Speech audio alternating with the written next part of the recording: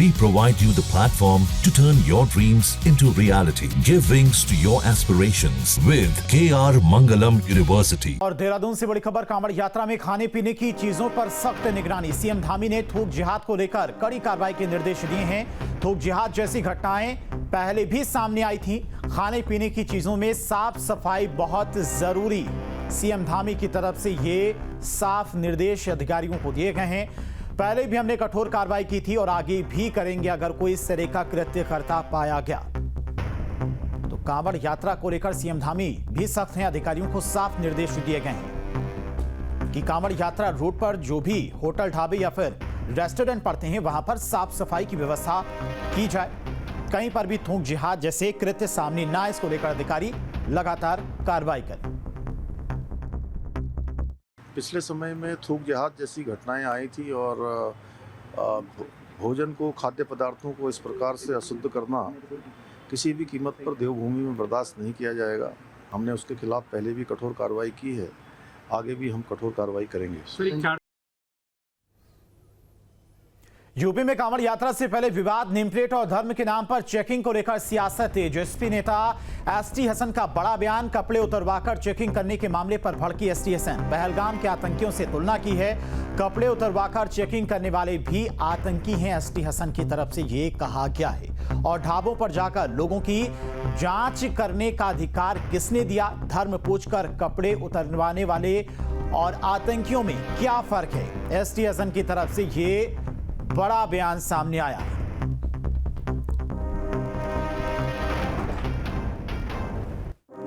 ये देश के दुश्मनों से मिले हुए लोग हैं जो देश के अंदर शांति नहीं चाहते, जो हिंदू मुसलमान करके यहाँ की आबादी को बांटना चाहते हैं और आबादी बढ़ने के बाद देश कमजोर हो। इनका एक एजेंडा है, लोग इस बात को समझ नहीं रहे, लेकिन धर्म की आड़ में धार्मिक ब्लैकमेल करके ये सब हरकतें कर रहे हैं। किसने ये राइट दिया इनको कि ढाबों की चेकिंग करें? ये किसने इनको ये राइट दिया कि लोगों की पैंटें उतरवाएं? क्या इनमें और उन आतंकवादियों में कोई फर्क है जिन्होंने धर्म पूछ के पहलगाम के अंदर गोलियां मारी थी? ये भी एक तरह के आतंकवादी हैं और वो भी आतंकवादी थे।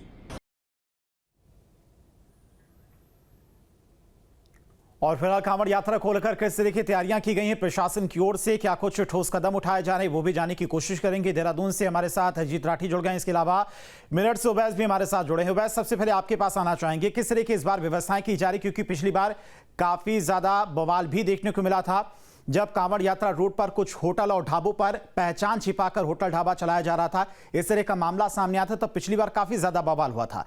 इस बार क्या कुछ ठोस कदम उठाए जा रहे हैं?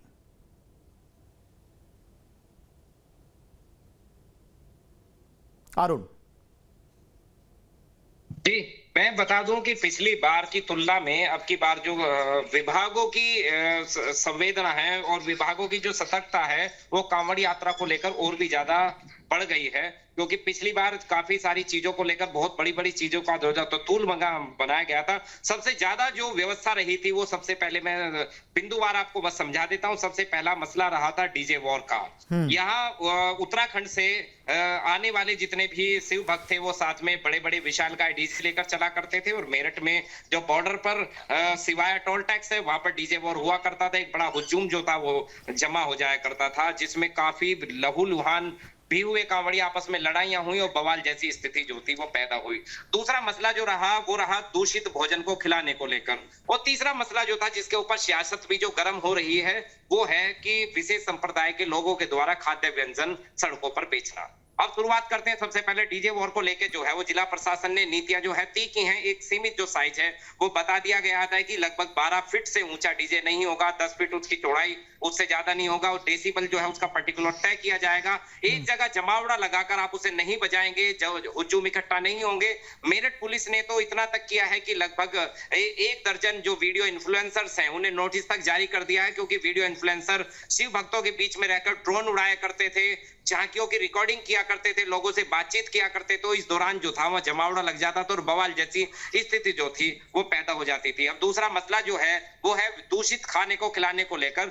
अभी 2-3 दिन पहले मुजफ्फरनगर के महाराज यशवीर सिंह ने एक अभियान चलाया था कि जो कांवड़ यात्रा के मार्ग पर पड़ने वाले ढाबे हैं, होटल हैं, टिर्री हैं, रेडियां हैं, कार्ट हैं, उन पर जितने भी विशेष संप्रदायों के माने तो जो मुस्लिम लोग हैं वो खाना परोस रहे हैं, उन्हें अपनी आइडेंटिटी जो है वो लिखनी होगी। उन्होंने पहले चेतावनी दी कि अगर वो अपनी आइडेंटिटी 24 घंटे में नहीं लिखेंगे तो एक अभियान बड़ा चलाया जाएगा और उनके होटल के सामने, उनके ढाबे के सामने, उनकी कार्ट के सामने धरना प्रदर्शन जो किया जाएगा। उनके समर्थक जो हैं वो वहां पर नारेबाजी किएंगे। अगले दिन मेरठ में ये चलाया गया और तूल तो जब पकड़ा जब उन्होंने मुजफ्फरनगर में एक वो होटल पर पहुंचे, वहां पर एक युवक जो था उसका जो लुक था, उन्होंने बताया कि इसका जो लुक है, चेहरा जो है, इसका नक्शा जो है वो विशेष संप्रदाय के व्यक्ति जैसा लग रहा है। उससे पूछा तो उसने अपना नाम हिंदू बताया, लेकिन उन्हें तब भी जब इस बात पर विश्वास नहीं हुआ तो उन्होंने उसका जो है जो अंदरूनी अंग है उसके वो तक चेक किए। लेकिन ये मामला बहुत गंभीर हो गया और इसी पर जो एसटी हसन है समाजवादी पार्टी के, उन्होंने भी बयान दिया है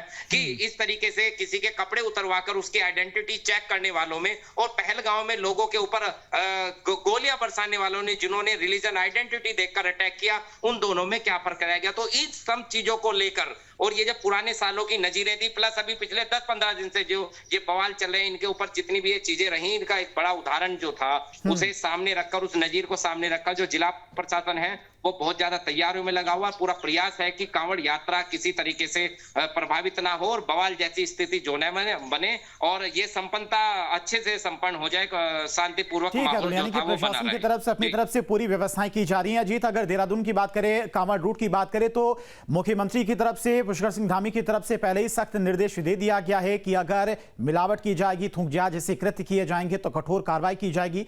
हालांकि पिछली बार व्यवस्थाएं बहुत सुचारू रूप से चली थी, लेकिन कुछ ऐसे मामले भी सामने आए थे जहां पर अपना नाम, अपनी पहचान छिपाकर कुछ लोगों के द्वारा होटल और ढाबे संचालित किए जा रहे थे। उनके लिए अब इस बार प्रशासन की तरफ से क्या रणनीति बनाई गई है, क्या कुछ दिशा निर्देश जारी किए गए सभी के लिए?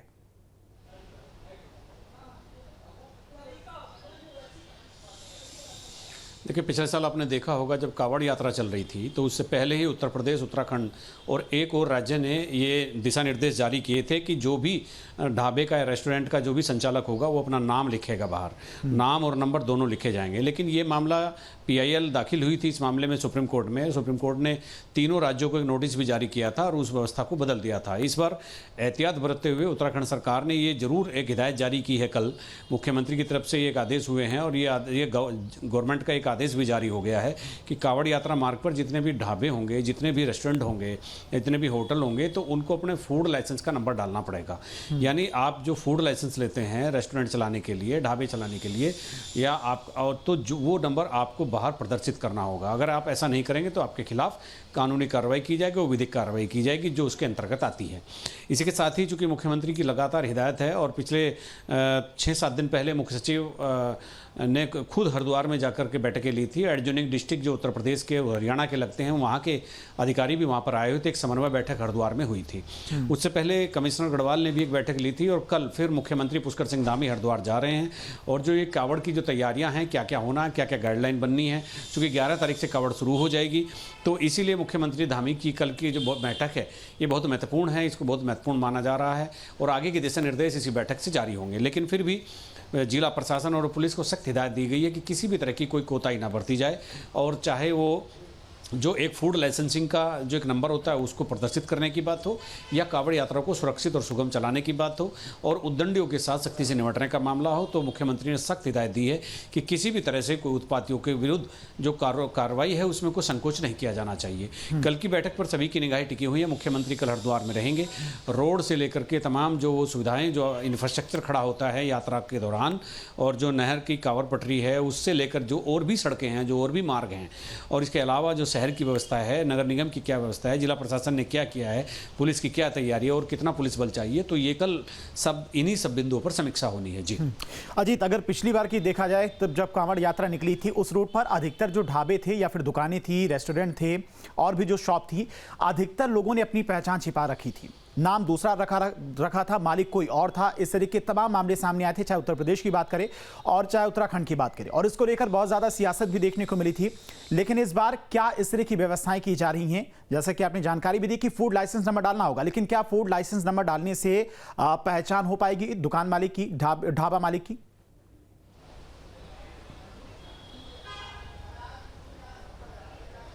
बिल्कुल हो जाएगी, क्योंकि वो जो फूड लाइसेंस है वो आधार कार्ड से लिंक होता है और फूड डिपार्टमेंट जो है, फूड सिविल सप्लाई डिपार्टमेंट उसको जारी करता है।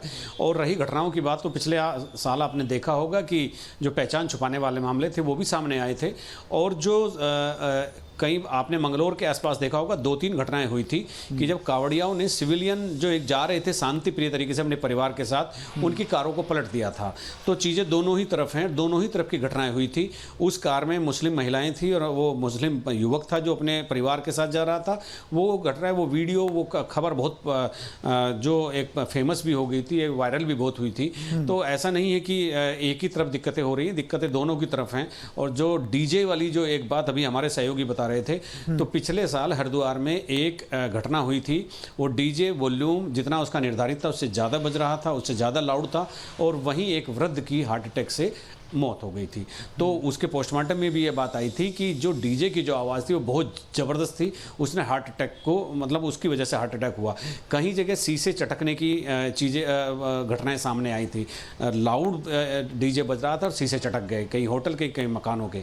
तो वो भी एक चीज़ पुलिस के सामने एक बड़ी चुनौती बनकर खड़ी है कि अगर व्यवस्था को एक तरफ सुधारा जाएगा तो बहुत सवाल उठेंगे। व्यवस्था को न्यूट्रल तरीके से दोनों तरफ सुधारा जाना प्रशासन के लिए एक बहुत बड़ी चुनौती यहाँ पर बनी हुई है। जी अरुण, अगर उत्तर प्रदेश के यात्रा रूट की बात करें जहां पर श्रद्धालु निकलते हैं, पिछली बार देखा गया था तमाम ऐसे कृत्य भी सामने आए थे जहां पर कुछ लोग कानून को अपने हाथ में लेकर दुकानों पर जाकर चेकिंग कर रहे थे। लोगों की पहचान को लेकर तमाम सारे सवाल खड़े किए जा रहे थे, बवाल भी कई सारे देखने को मिले थे। लेकिन इस बार क्या कुछ व्यवस्थाएं अधिकारियों की तरफ से, प्रशासन की तरफ से की जा रही, ताकि कुछ लोग, जो ऐसे लोग हैं जो अपने हाथ में कानून को लेते हैं और जाकर होटल हो या फिर ढाबा हो या फिर रेस्टोरेंट हो, वहां पर लोगों की पहचान जो छिपा रही हैं उनको उजागर करने में लग जाते हैं?